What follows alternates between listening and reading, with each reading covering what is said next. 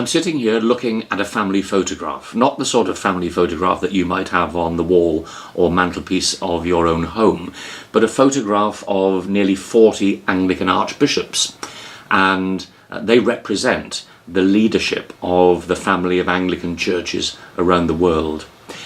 I was privileged to attend the meeting with these friends in Canterbury at the beginning of October, shortly after I'd been elected as Archbishop of Wales. I wasn't particularly looking forward to the meeting because the last such gathering was marred by quite a lot of controversy, and it was thought that probably or possibly this might happen again.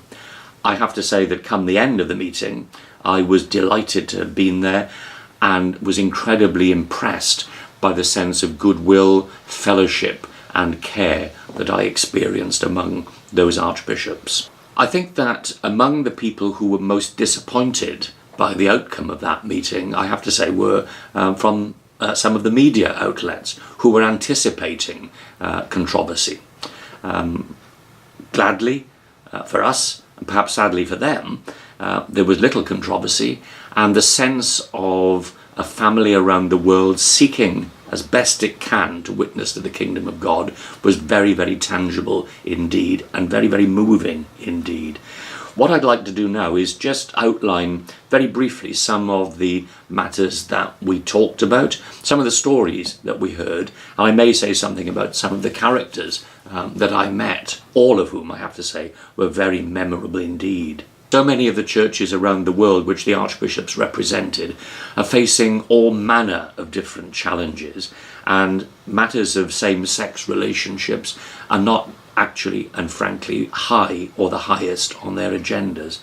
Over half of the archbishops present were able to say that they came from parts of the world where food insecurity is a major, major issue. That is, food insecurity sometimes as the result of drought. It can be as the result of armed conflicts, civil strife. But as we sit quite comfortably in the northern part of the Anglican Communion, it's very, very easy to forget the challenges faced day to day by people in such places as this. Lots of our brothers and sisters across the world face daily danger in actually witnessing to the Christian faith, let alone attending places of worship. Some of you will be familiar with stories of churches in Egypt, the Coptic Christian churches being bombed. But we saw a video prepared by the church in Pakistan of a church being ransacked and burned, all its furniture, all its fixtures being torn out and thrown around and destroyed. The faces of those who were actually doing that were, quite frankly, terrifying. It was awful simply to see, albeit on a video, the kind of horror which our brothers and sisters in such places face on a regular basis.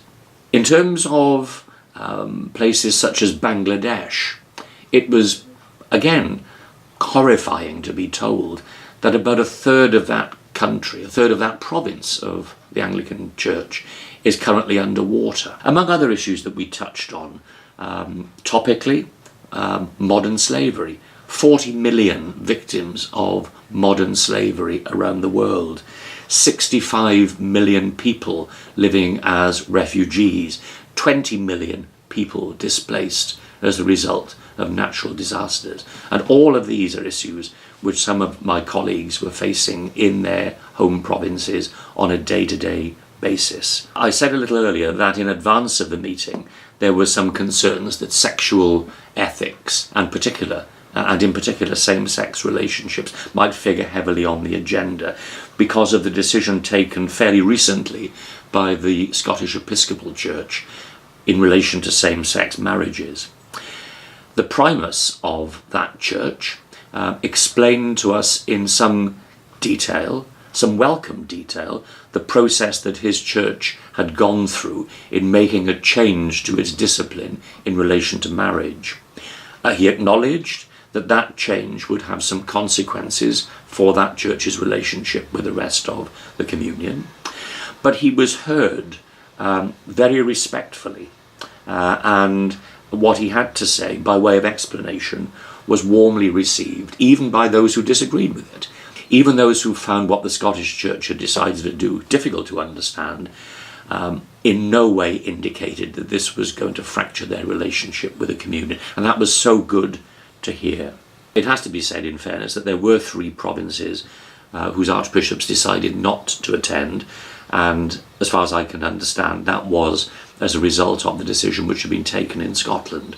And I think it's a shame that they weren't there, because there was so much else of such great importance that we discussed. As I've said, we weren't focusing just on one issue. One of the loveliest features of the meeting, apart from the sense of fellowship and family, was where we were meeting, in Canterbury, the mother church of our communion. And the whole meeting was rooted in the daily round of worship in the cathedral. And that was immensely important. I think that of itself helped people to understand that they were part of a family with a rich heritage, a family that can sit around a table in loving fellowship, even having difficult conversations. And I think that's something which I will certainly take away with me and hold in my mind for a very long time. We have to thank the Dean and Chapter of Canterbury, as well as the Archbishop himself, for enabling that sense of fellowship rooted in worship to grow amongst us. I said at the beginning that this was a meeting that I wasn't particularly looking forward to attending. That was perhaps rather thoughtless of me, maybe even selfish, because I was thinking perhaps too much of the work I had to do back in my office at home here in this place. Attending the meeting and sitting with archbishops from the Democratic Republic of Congo, Central Africa, South Sudan, Kenya, lots of other places where there are many, many problems of the type that I've outlined to you. That made me, I think, reflect on my own sense of priorities.